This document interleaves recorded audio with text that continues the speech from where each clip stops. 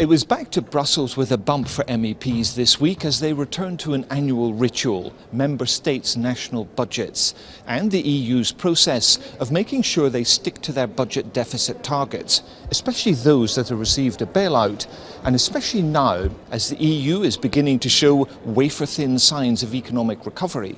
The president of the Eurogroup, Jeroen Dijsselbloem, arrived to brief MEPs after the summer break on recommendations that the EU would be making to get the Eurozone to keep their 2014 deficits under control. We will carefully monitor measures to rectify imbalances in countries where excessive economic imbalances have been found. At the same time, I think we've all seen that over the last half year, the European Commission has allowed countries more and more time in specific circumstances due to the economic recession. Mr. Dijsselbloem said the crisis had been deeper and tougher to deal with than anyone expected, but pointed to promising shoots of growth. Some MEPs took him to task for failing to get debt, jobs and growth forecasts right.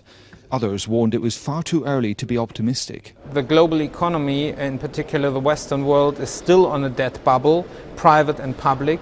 The debt bubble has not diminished significantly, and therefore the crisis is not over. It will pop up here and there again, and political optimism I would be careful with.